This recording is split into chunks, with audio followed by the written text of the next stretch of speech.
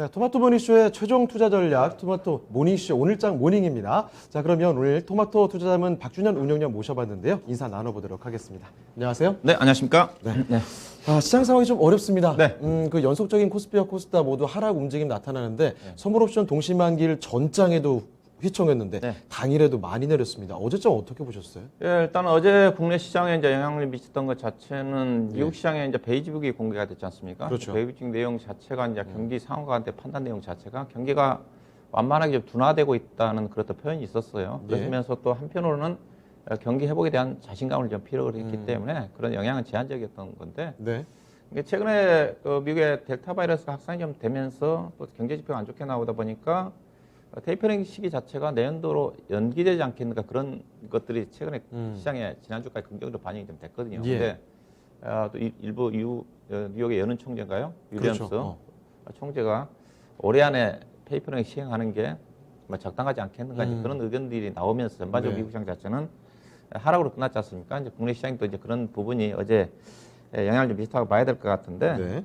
어제 이제 국내 시장에 영향을 미쳤던 부분 자체는 그것보다는 아무래도 국내적인 수급적인 부분들 특히 이제 어제 선물쇼 동시 만기일이었기 때문에 그렇습니다. 그런 어떤 부분들이 시장에 부정적으로 영향을 미쳤던 것 같고요. 여기에다가 지난주에 이제 카카오뱅크에 블록딜 물량이 있었고 올해 이번 주 들어서도 추가적으로 일부 카카오뱅크라든가 중심으로 해가지고 SK바이오사이언스라든가 추가적으로 지금 IPO 물량들이 출해되지 않겠는가 그런 보고가 있지 않습니까? 이제 그런 우려감들이 있는 상태에서 그들 관련 종목도 계속 매도 물량이 나왔고요. 또 최근 이제 빅테크와 관련된 규제 여파위원회가 어제까지 관련 종목들이 카카오라든가 네이버라든가 종목들이 영향을 미쳤거든요. 굉장히 많이 떨어졌어요. 그렇죠. 최근에 이제 미국 시장 같은 경우는 성장주들이 상대적 강세를 보였기 때문에 우리 시장도 성장주들이 조금 주목을 받아야 되는데 다 이런 종목들이 IPO 영향이라든가 또 빅테크 규제들이 다 성장주들이지 않습니까? 성장주들이 전혀 힘을 못 쓰고 오히려 빠지고 여기다가 그러니까요. 미국의 경기 지표 자체가 부진하다 보니까 경기 관련 종목도 부진하니까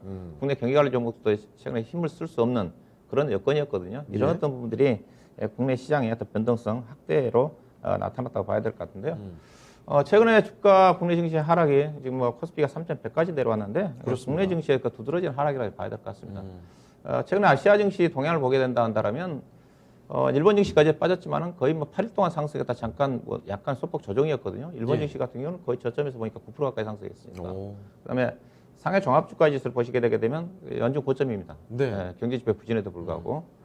그다음에 대만 증시 같은 경우도 거의 하락폭에 다 만회하고 난 다음에 약간 눌림목 조정이 나온 상태 어제 반등이 나왔거든요. 예. 국내 증시만 해도 두드러진 하락인데 이 부분 자체는 결국은 국내에도 펀드멘탈 문제 자체는 없거든요. 네. 없습니다. 이런 또 수급 이슈 자체가 앞서겠다시피 대형 IPO 후유증으로 인한 여러 가지 수급 이슈 자체가 또 어제 선물옵션 동시 만기 이렇게 합쳐서 네. 시장의 변동성이 확대가 됐다고 봐야 될 것 같고요. 외국인 수급이 상당히 중요하기 때문에 환율의 움직임이 상당히 중요하거든요. 지금 환율이 지금 3일 연속 상승하고 있습니다. 지금 어제 1,700원 정도 돌파했다가 1,169원 정도까지 밀려서 끝났는데 3일 연속 상승을 하다 보니까 외국인대 수급에도 부정적 영향을 미치면서 어제 3거래 연속 외국인 투자가들이 매도가 나왔다고 이제 봐야 될 것 같고요. 예. 어제 뭐 코스피 지수가 두드러진 하락이었거든요. 코스닥 시장은 나름대로 선전했어요. 막판에 좀 많이 낙폭 줄이더라고요. 네, 그렇죠.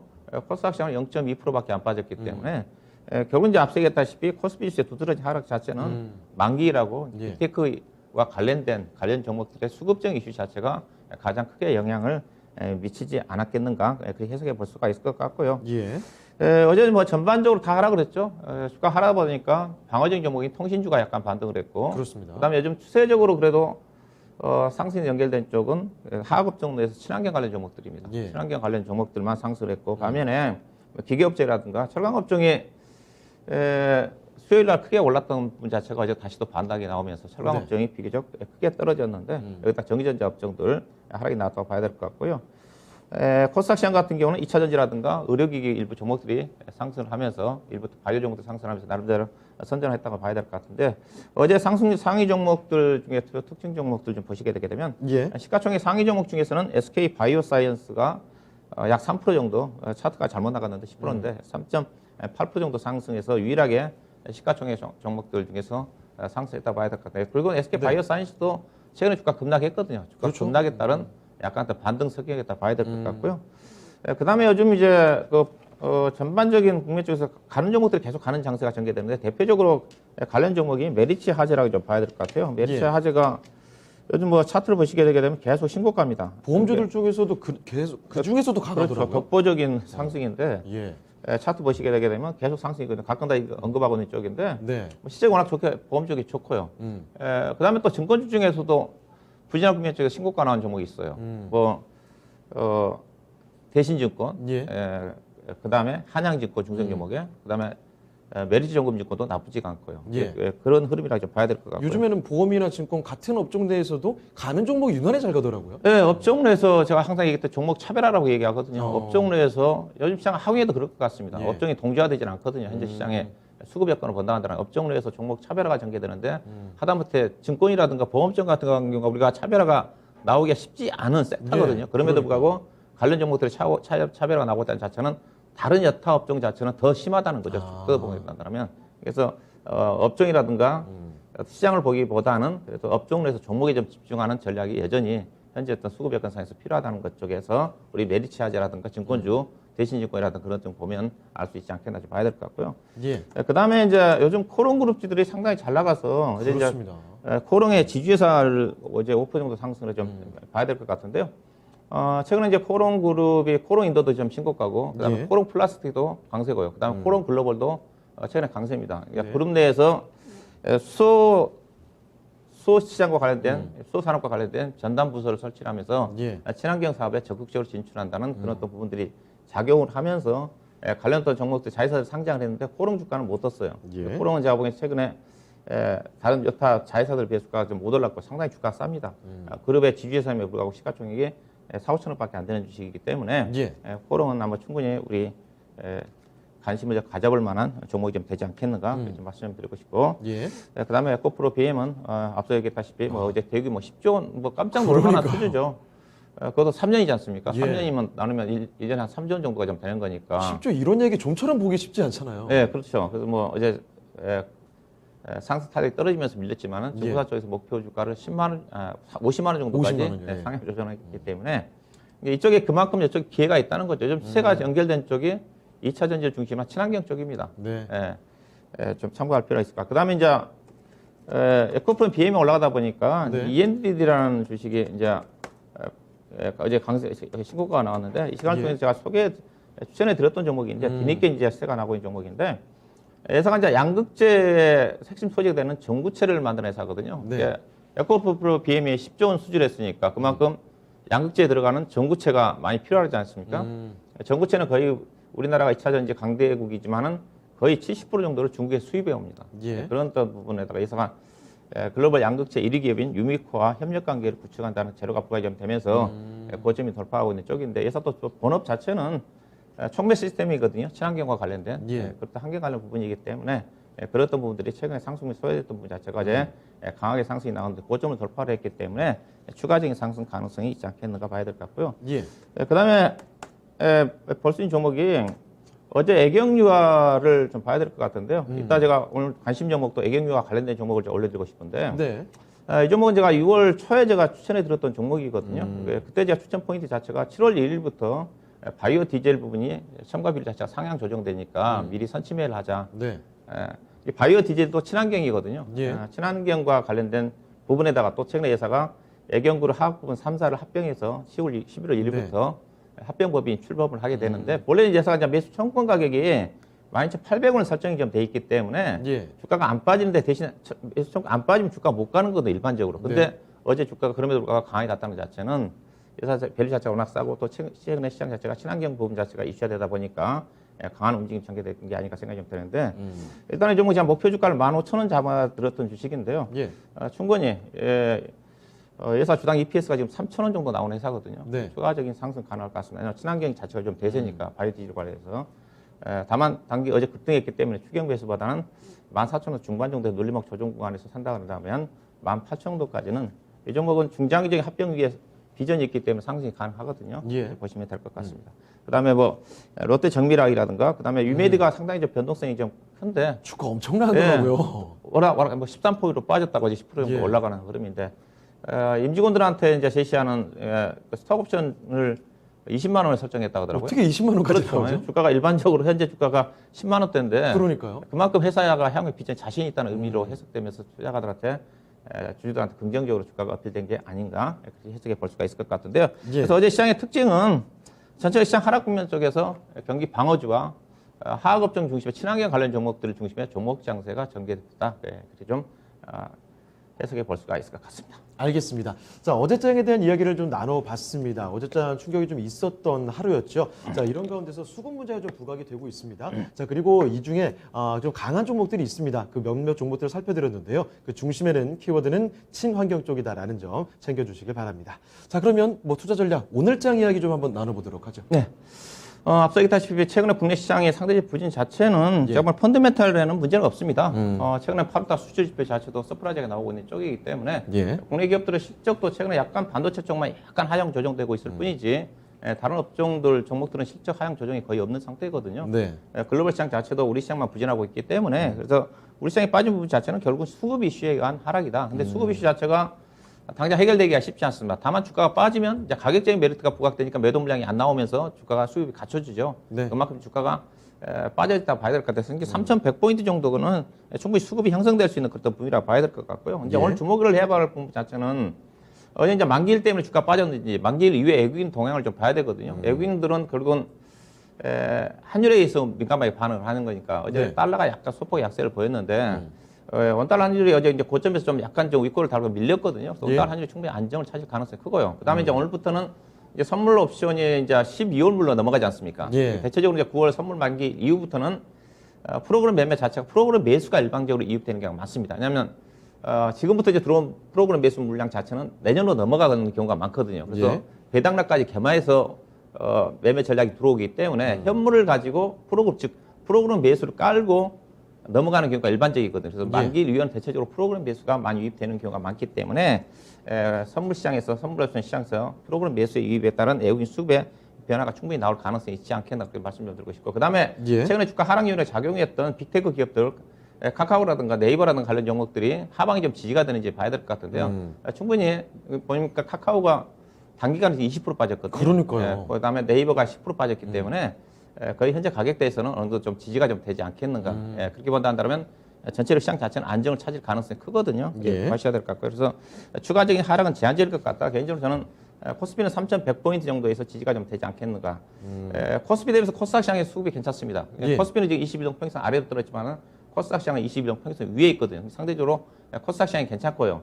예. 그래서 어제 같은 경우도 코스피 같은 경우 대형주만 빠졌지 중소형 종목들은 코스피 내에서도 0.2%밖에 안 빠졌어요. 예. 이게 결국 대형주만 빠졌다는 것 자체는 수급 이슈 때문에 빠졌다 봐야 될 것 같고요.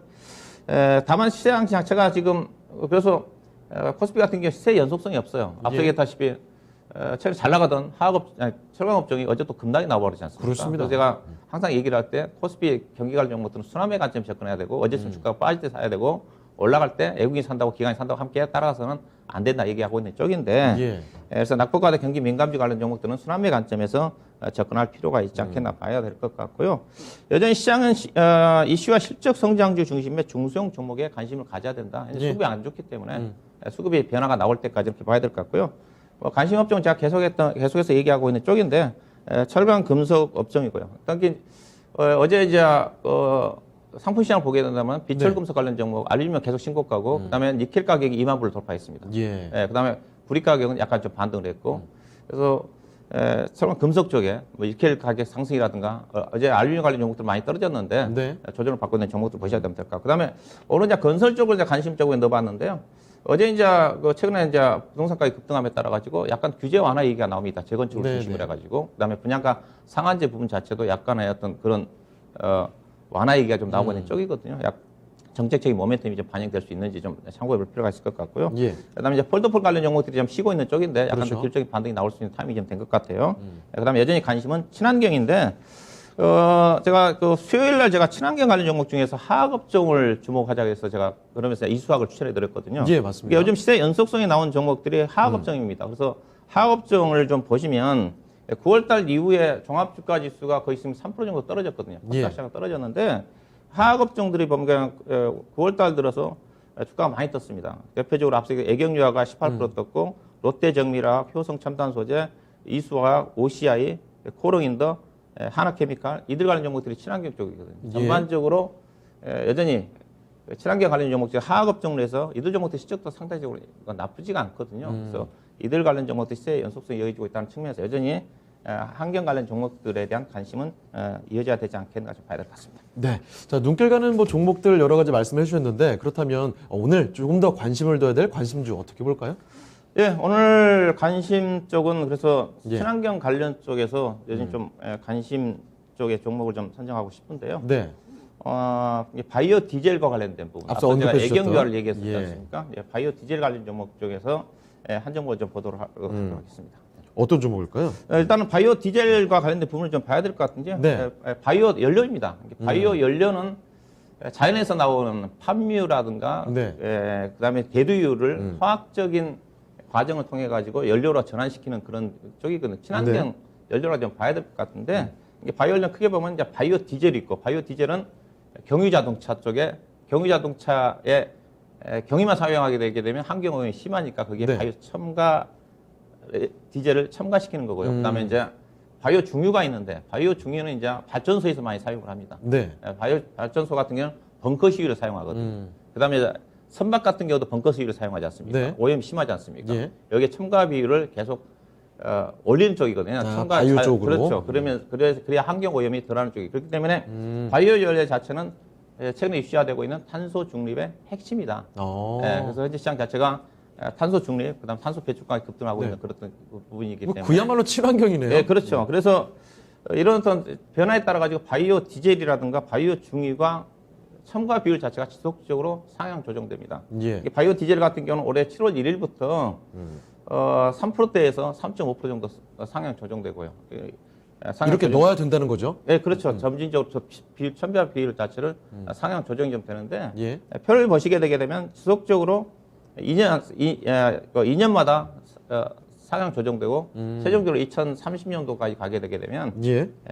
5% 정도까지 상향 조정이 좀 되는데 근데 비율 자체 현재 우리나라 3.5%인데 예. 우리나라 가장 낮습니다. 미국은 10%고 유럽의 국가는 7%고요. 그렇게 차이가 나요? 그렇죠. 인도 같은 경우는 20%거든요. 그러니까 계속적으로 탄소 중립 시대에 신재생을 늘린다고 하면 첨가 비율 자체가 계속적으로 더 빨라질 수 있는 가능성 충분히 있다고 좀 봐야 될 것 같고요.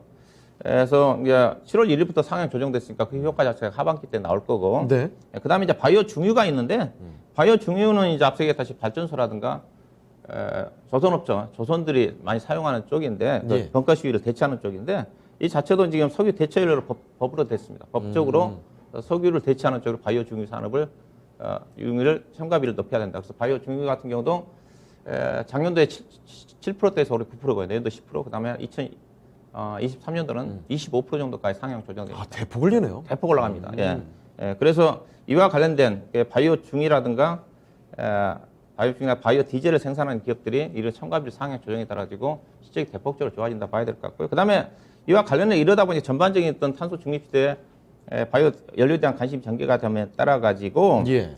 가격 자체 즉 이 바이오 연료의 가격은 팜유 크루드 팜 오일 가격의 연동해서 움직임이 전개되거든요. 가격을 보시게 되게 되면 가격 자체가 지금 약 1,200불 정도 됩니다. 평균적으로 작년도에 700불이었거든요. 그래서 최근에 그 1,230불 정도가 유지가 좀 되고 있는 쪽인데 예. 그래서 실적 자체가 좋아질 수밖에 없는 거죠. 첨가비율 상향 조정에다가 가격 자체도 작년 대비 지금 70.5% 정도 급등한 상태거든요. 엄청 올랐네요. 앞으로 이게 이 바이오 디젤 분 자체는 향후에 중장기적으로 성장하는 초기 단계의 어떤 산업이다. 그렇게 좀 보시면 될 것 같고요. 그렇다면 예. 관련 종목이 어떤 종목이 있느냐? 이게 제일 궁금한데요. 종목은 상장에서는 딱 두 종목밖에 없습니다. 앞서 제가 애경유화하고 예. 애경유화가 시장 점유율이 한 10% 정도 좀 되는 거고요. 가장 네. 시장 점유율이 큰 회사가 SK 관련 에코크라미라는 회사인데 예. 비상장 회사거든요. 33%. 그다음에 애경유화가 한 17% 정도 좀 되는데 애경유화는 이제 다른 석유화학 부분이 차지하는 비중이 아까 80%가 정도 되는 거니까 네. 이제만 17%지만 실적에 대한 기여도가 많이 좋아질 것 같고 그래서 어제 애경유화가 이제 그런 어떤 부분도 합병과 관련된 성장 기대감도 있지만은 같이 한번 같이 어우러져서. 반영됐다고 좀 봐야 될 것 같고 그다음에 예. 이제 회사가 오늘 추천해준 종목이 예. JC 케미칼이라는 회사입니다. 이 종목이 좀 낯설기도 하면서 궁금해집니다. 어떤 내용 말씀해 주실까요? 예, 예산은 이제 그 앞서 이제 애경유화는 전체 화학 부분에서 바이오 디젤 사업분이 차지한 비중 자체가 17% 된다고 했었는데 예산은 네. 거의 바이오 디젤 회사라고 보시면 될 것 같습니다. 어. 예산은 이제 바이오 디젤과 관련된 매출이 54%, 그다음에 네. 바이오 중유와 관련된 매출이 34%, 그다음에 바이오 이 연료를 생산하는 것 자체가 팜이거든요. 팜 예. 오일 생산과 관련된 팜 스테이션 자체 12%니까 거의 거의 수직, 100% 아니에요? 그렇죠. 수직 계열화가 되는 회사다. 그러니까 바이오 연료 시장이 형성되면 가장 빠르게 실적이 좋아지는 그런 회사라고 좀 보시면 될 것 같고요. 예. 그래서 앞서기타 회사가 이제 실적이 크게 좋아진 자체가 바이오 중유가 이미 올해 연초부터 첨가비율이 상향 조정됐기 때문에 예. 올해 1분기 때 실적이 대폭적으로 좋아졌고 그다음에 이제 앞서기타 바이오 디젤은 7월 1일부터 첨가비율이 상향 조정됐으니까 하반기 때 이제 영향을 좀 받겠죠. 그래서 회사의 그 실적을 좀 보시게 되게 되면 좀 예사가 좋아지는 부분을 좀 알 수가 있을 것 같은데요. 상반기까지 예사가 작년 1년 동안 영업이익이 192억이고 당기순이 78억인데 네. 상반기 때 이미 작년 1년씩 이제 해당되는 영업이익을 달성했지 않습니까? 당기순이익은 작년보다 거의 2배 가까이 증가가 좀 돼서 올해 연간으로 따지면 영업이익 370억 264억인데 최근에 팜 가격 자체가 강세를 보이고 있기 때문에 추가적인 상향 조정이 좀 될 거고 앞서 얘기했다 계속적으로 첨가비율 자체가 상향 조정이 되기 때문에 수요도 계속적으로 증가되는 흐름으로 전개되지 않겠는가. 올해 PR이 9배 되는 수준이죠. 예. 뭐 신재생에너지 관련 기업이기 때문에 신재생에너지 관련 종목적으로 PR 따지면 거의 20배 이상 평가를 받고 있기 때문에 충분히 예산은 긍정적으로 주가에 반영될 수 있는 그런 어떤 기업 내용을 가지고 있는 게 아닌가 그렇게 보시면 될 것 같고요. 예. 전략을 좀 보시면 차트 좀 보시게 되게 되면 가격 전략 볼까요? 회사 주가는 이제 1분기 때 실적 발표 이후에 이제 한 단계 8,000원대에서 10,000원 정도 올라오고 난 다음에 주가는 지금 거의 뭐 10,000원에서 지금 12,000원 정도 사이에서 움직임이 전개되고 있습니다. 6월 네. 달부터. 그러니까 주가도 거의 지금 바닥권이죠. 그래서 충분히 어제 약간 좀 거래가 좀 스파이 좀 되고 있는 쪽인데 애경유화가 한 단계 올라와 있기 때문에 애경유화는 이제 조정 이후에 좀 다시 가지 않겠나 보니까 이 종목은 충분히 현재 가격대에서 좀 매수가 좀 가능하지 않겠는가. 그래서 매수 가격은 현재 가격 정도 저를 보시면 될 것 같고 목표 가격은 15,000원 정도, 손절 가격은 이 종목이 거의 뭐 6월 중순 이후로 네. 종가상으로 9,800원을 이탈하지 않았거든요. 그래서 9,800원 정도로 손절 가격으로 보시면 될 것 같습니다. 네, 알겠습니다. 자, 매수 가격은 11,200원 전후로 말씀을 해주셨고요. 목표 가격 15,000원으로 설정을 해주셨습니다. 자, 그리고 손절 가격은 9,800원으로 잡아주셨습니다. 자, 이 부분 그럼 잘 알아두도록 하겠습니다. 자, 운영자님 오늘 말씀 고맙습니다. 네, 고맙습니다. 네, 지금까지 박준현 운영력과 함께한 오늘장 모닝이었습니다.